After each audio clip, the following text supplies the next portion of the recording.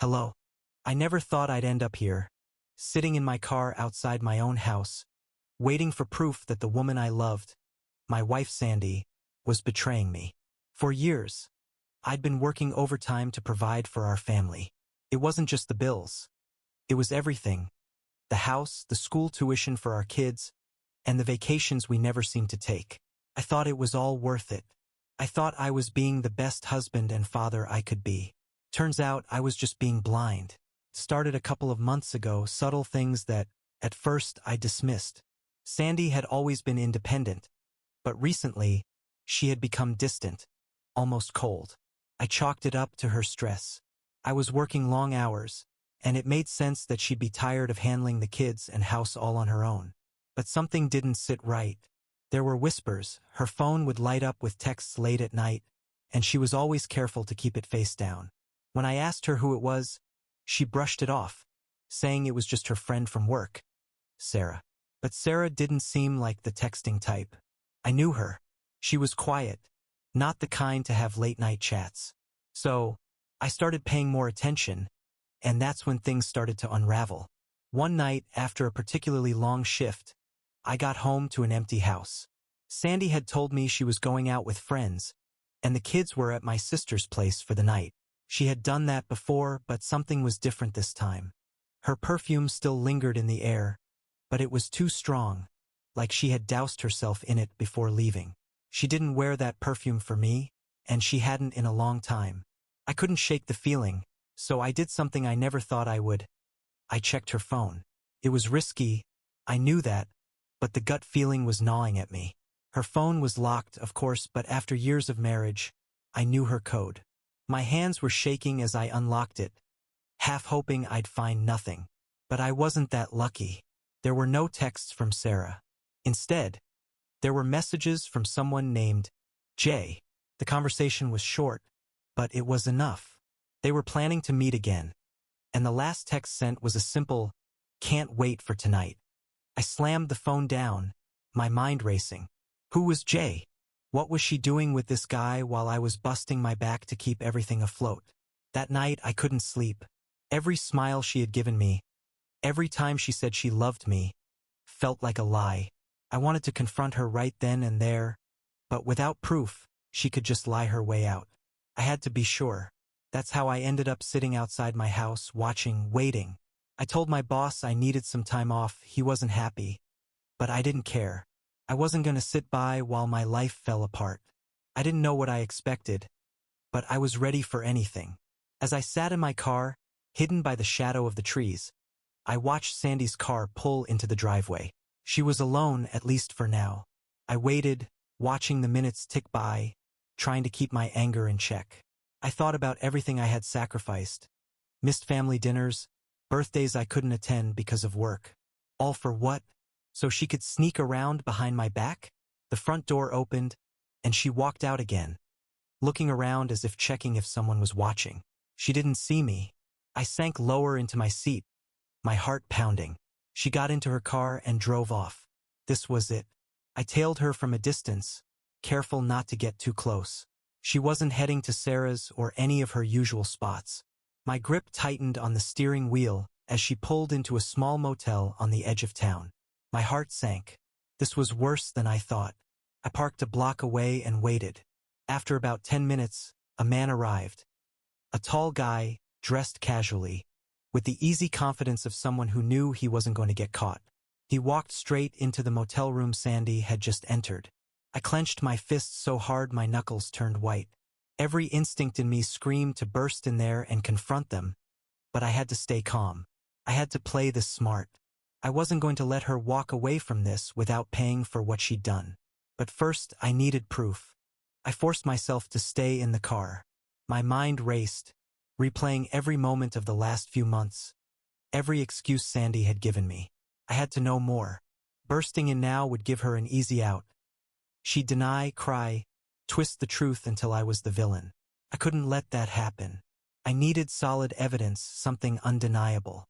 I pulled out my phone and quickly searched for any local private investigators. The idea of involving someone else made my skin crawl, but I couldn't go through this alone. After a few minutes, I found a name, Mike Anders. His website looked basic but professional. No flashy promises, just a simple tagline. We find the truth, no matter how ugly. That's what I needed. The truth. I called him on the spot, hoping he'd pick up. He did, sounding older, maybe in his 50s, his voice gravelly like a man who'd seen it all. "What's the problem?" he asked, straight to the point. I hesitated. Saying it out loud made it real. "I think my wife is cheating on me." There was a pause on the other end. "Where are you now?" "At a motel. I just saw her go in with a guy. I need proof. I don't know what to do." Mike didn't sound surprised. "Stay where you are. I can be there in 30. Keep an eye on the place, but don't go inside. We'll handle it." He hung up, leaving me in the quiet of my car. 30 minutes felt like an eternity, but I waited, gripping the steering wheel so hard I thought it might snap. Every minute that passed made my anger build, the betrayal gnawing at me like a wild animal trapped in a cage. How long had this been going on? How many nights had I spent at work, trusting her, while she met up with this guy? Eventually, headlights cut through the dark parking lot, and a car pulled up behind me. A man stepped out, tall, with graying hair and a tired face.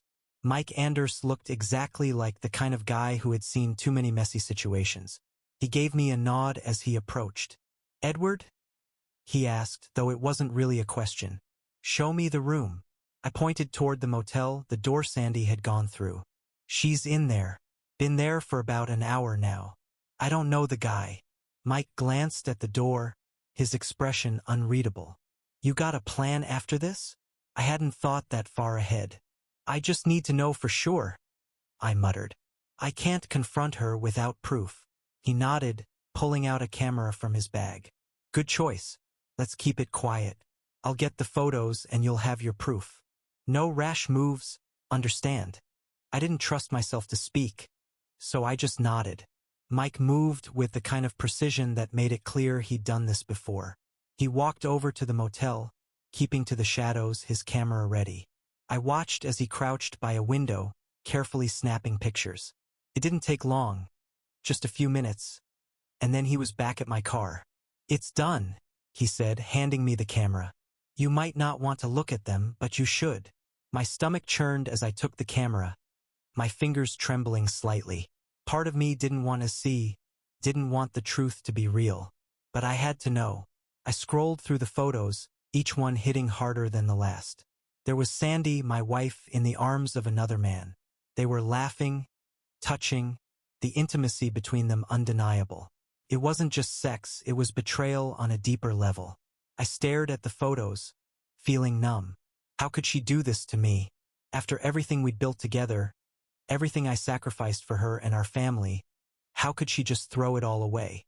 Mike watched me carefully. "What's your next move?" "I don't know," I admitted, my voice hoarse. "I didn't think it'd actually come to this." "Most people don't," he said. "But now you've got the proof. What you do with it is up to you." The idea of confronting Sandy now felt overwhelming. But I knew I couldn't just let this slide. She had betrayed me in the worst way possible, and I needed answers. But how? What would she say? Would she even admit it? Or would she try to spin it into something else? "I need time to think," I finally said. Mike nodded, his face softening a bit. "Take all the time you need, but don't sit on this too long. If you let it fester, it'll only get worse." I thanked him, though the words felt hollow. He drove off, leaving me alone with the weight of what I'd just learned. I sat in the car for a while longer, staring at the motel, wondering if they were still in there, laughing and carrying on like they didn't have a care in the world. By the time I drove home, it was late, past midnight. The house was dark when I pulled into the driveway. Sandy wasn't back yet. I couldn't be there when she came home. I needed space, time to think.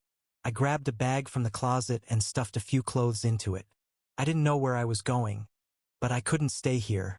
Not tonight. Not after what I'd seen. Just as I was about to leave, my phone buzzed with a text. It was from Sandy. "Running late, honey. Don't wait up. Love you." I stared at the message, my hand shaking with rage. The audacity of it. The lies, the fake concern, the love she was pretending to still feel for me. It was all too much. I left without responding, slamming the door behind me.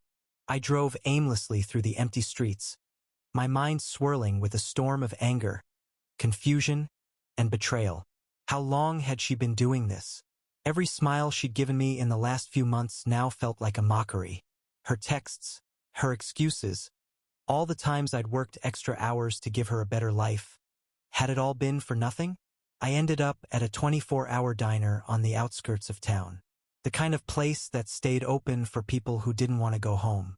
I parked, still gripping the steering wheel tight. The images from the motel flashed in my mind like a reel I couldn't stop. Sandy with that man in a room I had never seen. I was shaking as I sat down at a booth, my eyes hollow as I stared at the laminated menu. I wasn't hungry, but I ordered a coffee, anything to keep my mind busy. The waitress, an older woman with tired eyes, glanced at me as if she knew something was wrong but didn't ask. People didn't ask questions at places like this. As I sat there, my phone buzzed again. Another message from Sandy. Heading home soon. Miss you. The hypocrisy of it made my skin crawl. She was probably with him at this very moment, texting me like I was some fool waiting at home for her. But I wasn't waiting anymore. I was done being in the dark. My mind started racing through scenarios. What was my next move?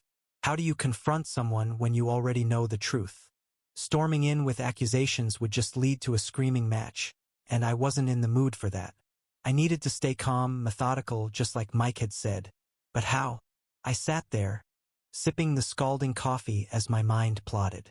If I confronted her without a plan, I'd lose control. She might cry, twist the situation, play the victim. She was good at that, turning things around. I'd seen her do it in arguments before, making me second-guess myself. But not this time. This time I had the facts, and there was no way she could escape them. I pulled out my phone and scrolled through the photos Mike had taken again. Each one was like a dagger in my chest, but it fueled the fire burning inside me. I needed to be smart about this. I couldn't let her manipulate the narrative. I needed to make sure I had the upper hand. That's when it hit me. What if I recorded everything? A confrontation, captured on video, so she couldn't backtrack or twist the truth later. If she tried to gaslight me, I'd have the evidence. The thought gave me a strange sense of power. For once, I'd control the situation. I wasn't going to be the clueless husband anymore. I set my phone on the table, staring at it like it held the answer. I could set it up at home, wait for her to come back, and then confront her while it was all being recorded. She wouldn't see it coming. The more I thought about it, the more it made sense. I could expose her lies, force her to admit what she'd done, and make sure she couldn't lie her way out of it. I wasn't going to be passive anymore. She had made her choice, and now I was going to make mine. I left the diner, feeling a grim sense of determination. It was late, but I didn't care. I wasn't going to sleep until this was over. I headed back home, the plan forming in my head. I knew exactly where to place the camera, on a bookshelf in the living room, angled just right so it wouldn't be obvious. Catch everything. When I got home, the house was still dark. Sandy's car wasn't in the driveway, which gave me the perfect window to set everything up. I went straight to the living room, placing my phone on the shelf, hidden behind a stack of books. It had a perfect view of the couch, where I'd confront her. The house felt cold, empty. The quiet was almost oppressive, but I had no choice. This was the only way to take control of the situation. As I finished setting up, headlights cut through the front window, and I froze. Sandy was home. I quickly grabbed a book and sat on the couch, trying to appear casual, like I'd been waiting up for her. My heart pounded in my chest as I heard her footsteps approaching the front door. The door creaked open, and she stepped inside, her face lit up by the hallway light. "Hey," she said softly, closing the door behind her. "You're still up." Her voice was light, almost carefree, but I could see the slight hesitation in her eyes. She wasn't expecting me to be awake. That much was clear. I forced a smile, trying to play my part. "Yeah, couldn't sleep." She came over, her heels clicking softly on the floor as she approached the couch. I watched her carefully, every movement, every expression. She sat down next to me, the scent of that same strong perfume still clinging to her. "How was your night?" I asked, my voice steady, masking the storm inside me. She smiled, but it didn't reach her eyes. "It was good. Just hung out with Sarah for a bit." Liar. I clenched my fists, keeping them hidden in my lap. The urge to just throw the photos in her face was almost too much to bear, but I forced myself to wait. Timing was everything. "That's nice," I said, my tone flat. "Anything interesting happen?" She shrugged, her eyes shifting away for just a second. A tell. "Not really. Just the usual." Another lie. My heart pounded louder, the anger bubbling beneath the surface, but I kept it contained. This was going to be her last lie. I was done pretending. "Well," I said slowly, leaning back on the couch, "I think we need to talk." Sandy froze for just a moment, then quickly recovered, giving me a confused look. "Talk about what?" I stared at her, my eyes narrowing as I prepared to drop the bomb. "About where you really were tonight." Her face paled slightly, her confident facade cracking for the briefest second. She was caught off guard, and she knew it. I leaned forward, my voice low and calm. "You weren't with Sarah? Were you, Sandy?" Sandy's face went blank for a second, her eyes flickering with something I couldn't quite read. Fear? Guilt? She quickly masked it with a fake smile, trying to regain control. "Of course I was with Sarah," she said, her voice a little too smooth, a little too rehearsed. "Why would you ask that?" I let the silence stretch between us, watching her squirm slightly. She shifted in her seat, crossing her legs and avoiding my gaze. It was the first sign of weakness. I could feel her trying to calculate her next move, but I had her trapped. "I know you weren't with Sarah," I said, my tone calm but firm. "I know where you really were." Her smile faltered, just for a moment, before she forced it back. "What are you talking about, Edward? You're being weird." I leaned forward, locking eyes with her. "I saw you, Sandy. I know about the motel. I know about him." That hit her like a punch. The color drained from her face, and for a split second, I saw panic flicker in her eyes. But she quickly masked it with anger, her go-to defense mechanism. "You're spying on me now?" She shot back, her voice rising. "What the hell, Edward? You're acting paranoid." I stayed calm, not rising to her bait. She was trying to flip the situation, make it about me, but it wasn't going to work.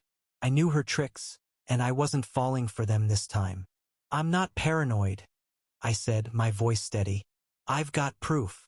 Her face paled even more, and for the first time, she looked genuinely scared. She opened her mouth to speak, but no words came out.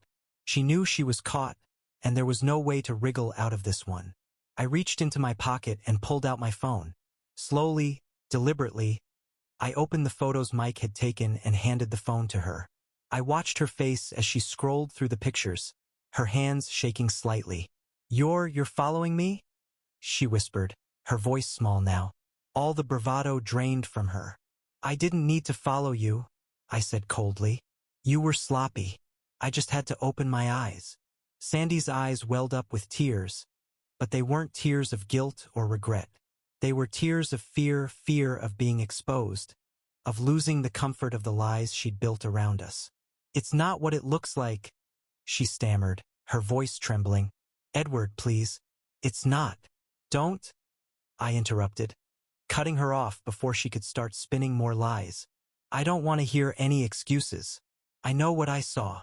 Her mouth opened and closed, like she was searching for something, anything, that could salvage the situation. But there was nothing left. The evidence was right in front of her, undeniable. "I was working overtime for us, Sandy, for our family. And while I was doing that, you were doing this," I said, gesturing to the phone still in her hand. "How could you do this to me?" The tears started falling now, and she tried to reach out for me, but I pulled back.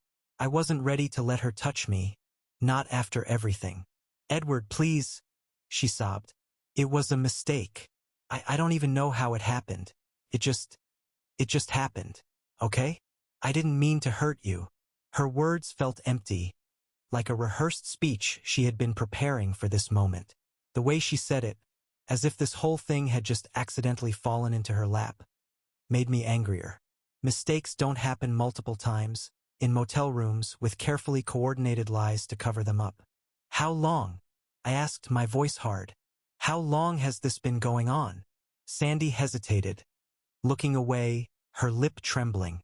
A few months, she finally whispered, her voice barely audible. Months. Not just a one-time fling, but months of betrayal, months of lies, while I worked late, assuming she was at home or out with friends. The weight of it all hit me at once. I had sacrificed so much for us. I worked long hours, missed family dinners, skipped vacations, all to make sure we had enough. And in return, this was what she gave me.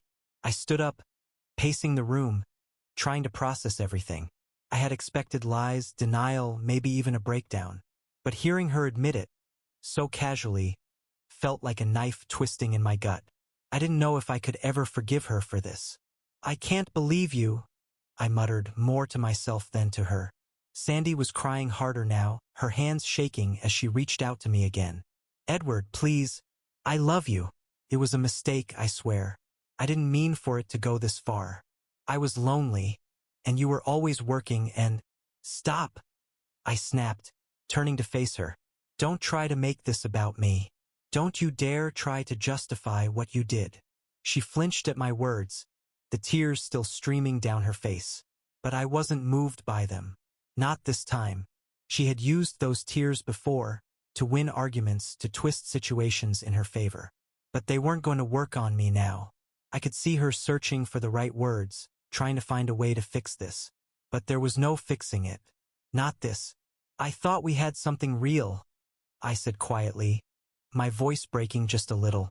I thought I could trust you.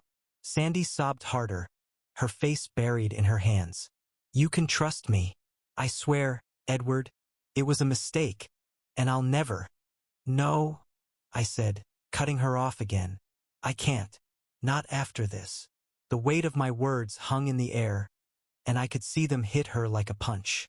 She crumpled, her sobs turning into full-blown cries, but I didn't feel sorry for her. Not anymore.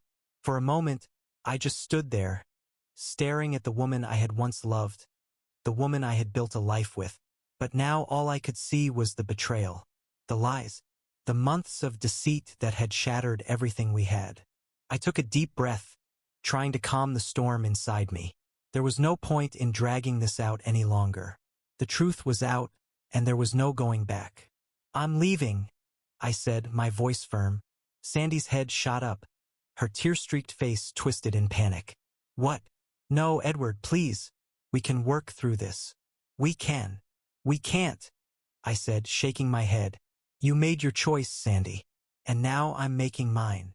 I grabbed my bag from the chair where I'd left it earlier and walked to the door, my heart heavy with the finality of it all. Sandy stood up, rushing toward me, grabbing my arm.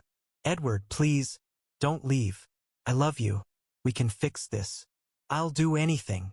Her desperation was palpable, but it was too late. I'll be in touch, I said coldly, pulling my arm away from her. But right now I need space. I walked out the door, leaving her sobbing behind me. I stood outside the house, breathing in the cool night air, trying to collect my thoughts. My heart was still racing, adrenaline pumping through my veins. But the momentary satisfaction of confronting Sandy had given way to a deeper emptiness. I felt hollow, like I had just walked away from a life I no longer recognized. The quiet street was a stark contrast to the chaos inside me. It was well past midnight and everything was still, too still. I needed to move, needed to get away from the suffocating weight of everything that had just happened. I tossed my bag into the trunk of my car and got in, but I didn't start the engine right away. Instead, I sat there, staring at the house that had once been my home, the place where we'd laughed, fought, celebrated, and lived our lives together. Now it felt like a shell, a facade hiding the ugliness that had been festering underneath.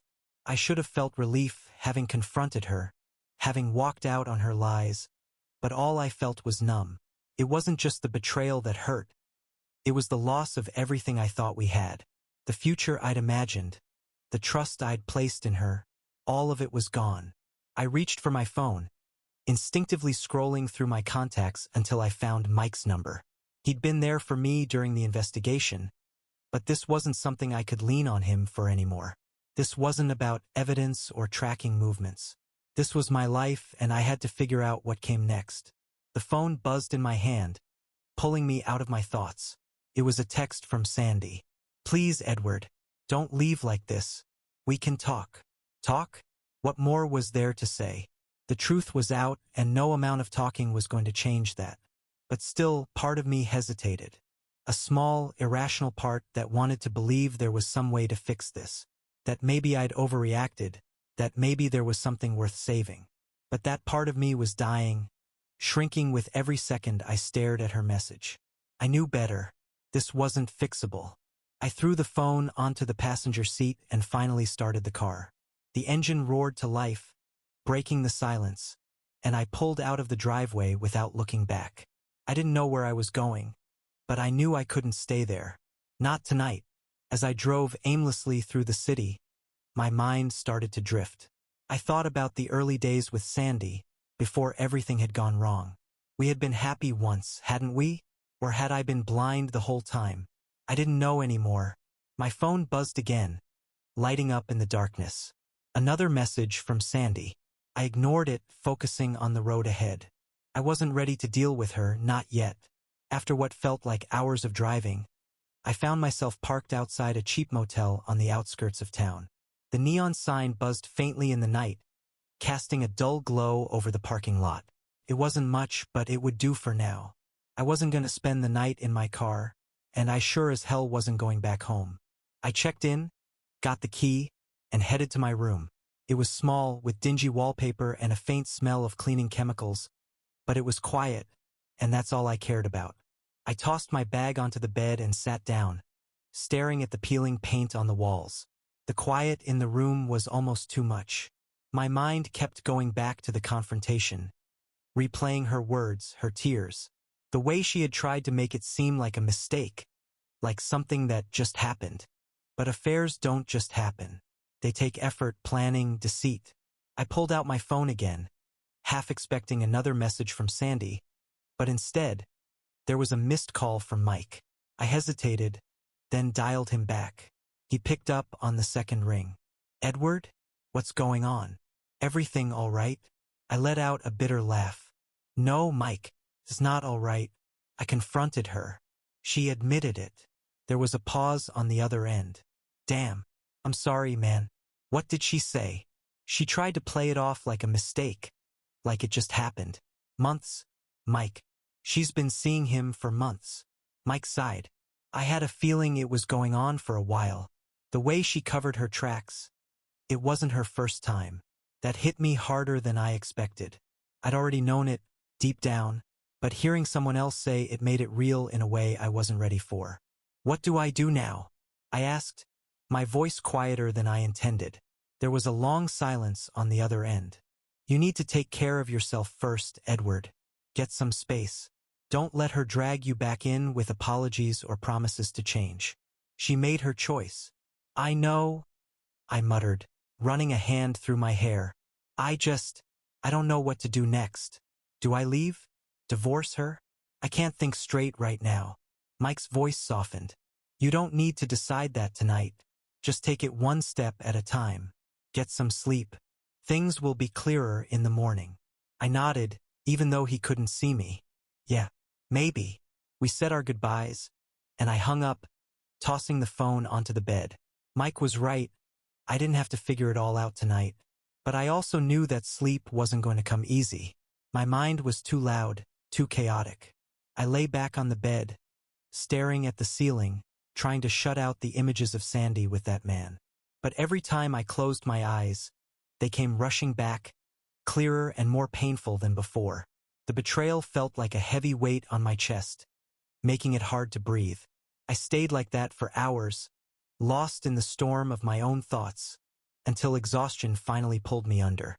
When I woke the next morning, it was early, the first light of dawn barely creeping through the motel curtains. I felt groggy, disoriented, But the sharp sting of betrayal quickly brought me back to reality. Nothing had changed. I sat up, rubbing my face, trying to shake off the remnants of sleep. My phone buzzed again, and I glanced at it, expecting another message from Sandy. But this time it wasn't her. It was from Mike. "I've been thinking," the message read. "There's something about this whole thing that doesn't sit right with me. Call me when you can." My stomach tightened as I read the message. What now? Mike's message lingered in my mind, gnawing at me as I stared at the screen. Something didn't sit right with him? What could that mean? I had all the evidence I needed: photos, records, Sandy's confession. What more could there be? Despite my grogginess, I dialed Mike immediately. He picked up after just one ring. "Edward," he said, his voice serious. "There's something we need to talk about." "What is it, Mike? You've got me worried now." There was a pause, and I could hear him weighing his words carefully. "Look, I know you've already confronted Sandy. You got what you needed from her. But after you called last night, I couldn't shake the feeling that something else was going on. So, I did a bit more digging." My heart started racing again, the anxiety creeping back in. "What did you find?" I went back through the records. I pulled on her phone and credit card activity. There's something strange about her trips to the motel. I frowned, pacing the motel room. Strange how? I already know she was meeting him there. Yeah, but the thing is, it doesn't add up. The times don't match. She was making payments at the motel, but there are gaps. Big ones. It's like she wasn't just meeting him. I stopped in my tracks. "What do you mean?" Mike's voice dropped, as if delivering a bombshell. "Edward, I think she was seeing more than just one guy." For a moment I couldn't respond. The words didn't register right away. More than one? That couldn't be right. I knew about the affair, but now Mike was suggesting something darker, something I hadn't even considered. "You're saying, what, that she's been cheating with more than one person?" I asked, trying to keep my voice steady. "That's what it looks like," Mike said grimly. "The patterns don't make sense otherwise. I'm sending you the files now. Take a look." Within seconds, my phone buzzed with incoming data. I opened the files Mike sent. A spreadsheet with dates, locations, and times Sandy's credit card was used. Alongside were the timestamps from her text messages and calls. At first glance, everything looked normal, but as I examined it closely, I saw what Mike was talking about. There were overlapping gaps, periods when Sandy wasn't at the motel or at home, but she wasn't communicating with the guy I'd assumed was her only lover either. It was as if there were other rendezvous, unaccounted for by my initial investigation. I stared at the records, my heart sinking deeper with each new realization. It wasn't just one affair. There were others, multiple affairs. "Sandy was living a double life," Mike said, breaking the silence. "She had a pattern, keeping up appearances with you, working her schedule around different men. The motel was just one part of it." The weight of what he was saying crashed down on me. This wasn't just a betrayal of our marriage. It was a calculated, systematic deception.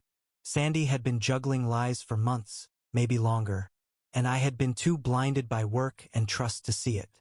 How did I miss this? I whispered, more to myself than to Mike. "You weren't looking for it," he said gently. She covered her tracks well. But once I started digging deeper, the pattern became clear. I felt sick to my stomach.